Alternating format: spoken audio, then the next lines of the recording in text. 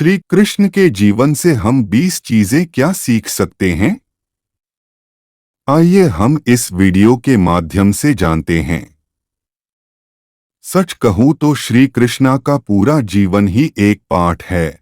उनके जीवन से हमें पग पग पर सीख मिलती है, जिन बातों को अपनाकर हम अपने जीवन को आसान बना सकते हैं।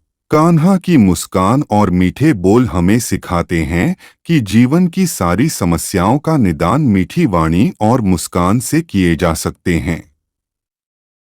काम, क्रोध और लोभ से बचना चाहिए। किसी भी विषय वस्तु की अत्यधिक चाह करने पर वो न मिले तो क्रोध आता है। क्रोध इंसान की बुद्धि को भ्रष्ट कर देता है और यह दूसरों से ज्यादा खुद का नुकसान करता है।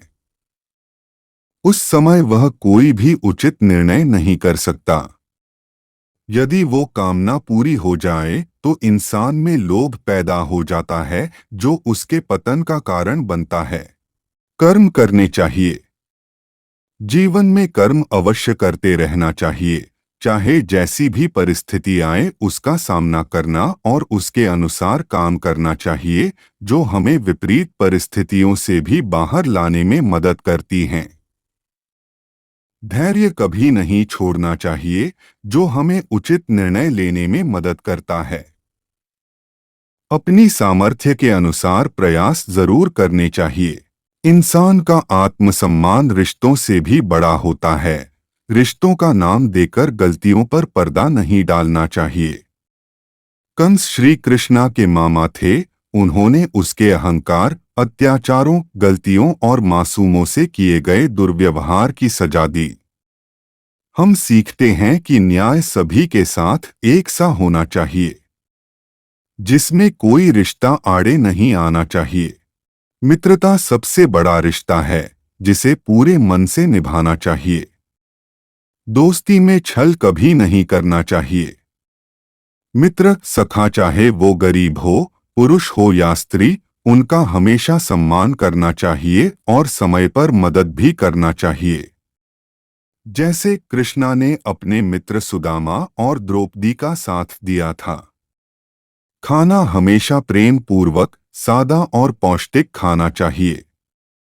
उन्होंने कौरवों के व्यंजनों की जगह विदुर जी के घर स्नेह से परोसे गए भोजन को किया था। माखन, मिश्री और दही चिवड़ा कृष्णा को पसंद है, जिसका भोग आज भी हम सब लगाते हैं। कान्हा तो छोटे से थे, किंतु वो अपने मित्र सखाओं की मदद से ऊंचे पर लटकी माखन की मटकी तक भी आसानी से पहुंच जाते थे। इस कथा से हमें मिलजुल कर काम करने की सीख मिलती है।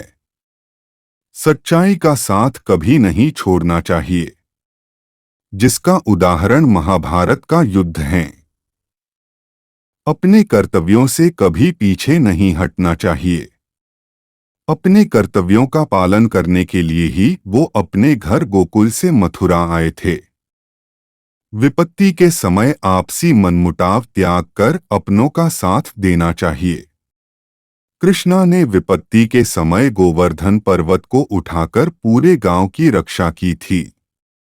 कोई कितना भी सगा हो, किंतु उसकी गलतियों को एक हद तक ही माफ करना चाहिए। उस सीमा के बाद उसे सजा अवश्य देना चाहिए। कृष्णा ने अपनी बुआ के लड़के शिशुपाल को भी एक सीमा तक माफ किया था, बाद में उसका वध करना पड़ा था।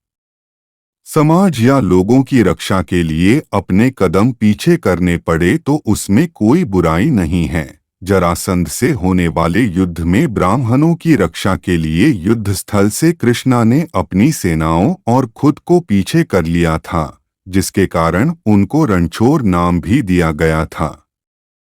संगीत जीवन का अहम हिस्सा है, जो खुशी हो या परेशानी हमेशा साथ देता है, जिससे सकारात्मकता और ऊर्जा प्राप्त होती है। कान्हा जी की बांसुरी यही सिखाती है। सच की खातिर यदि छल भी करना पड़े तो करना चाहिए। उदाहरण, युद्ध स्थल पर द्रोणाचार्य के लिए अश्वत्थामा नाम का प्रयोग किया था, जो एक हाथी और द्रोण पुत्र का नाम था। गलत का साथ देने वाला भी गलत होता है। द्रौपदी चीर हरण के समय राजा पूरी सभा के साथ घर के बुजुर्ग भी चुप थे, इसलिए वो सब भी इस पाप के भागीदार थे।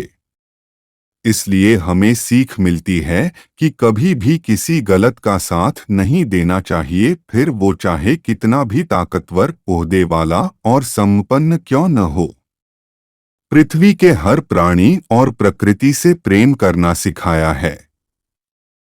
उनकी कालिया दाह की कथा हमें विपरीत परिस्थितियों में भी सूझबूझ और संयम से काम करना सिखाती है। नीति और कूटनीति के ज्ञान में कृष्णा से अच्छा कोई सलाहकार नहीं हो सकता। किसी भी कार्य की सफलता उसकी रूपरेखा में होती है। राजनीति में जब सामने वाला शक्तिशाली हो तो कूटनीति से काम लेना चाहिए। श्री कृष्णा के अनुसार कुल कुटुंब से बड़ा है समाज, समाज से भी बढ़कर है देश, देश सर्वोपरि है किंतु देश से भी बढ़कर होता है धर्म, संस्कार, सत्य जिसकी रक्षा हम सबको करनी चाहिए। यदि धर्म का नाश हुआ तो देश और समाज का पतन निश्चित है। इससे हम अपने धर्म की रक्षा करना सीखते हैं। कृष्ण के जीवन की बातें हमेशा ही सीख देती आई है और हमेशा सिखाती रहेगी। जरूरत सिर्फ इतनी है कि हम इन बातों को अपने जीवन में कितना अपना पाते हैं। दोस्तों, इस वीडियो में इतना ही, मिलते हैं अगली वीडियो में। राधे राधे।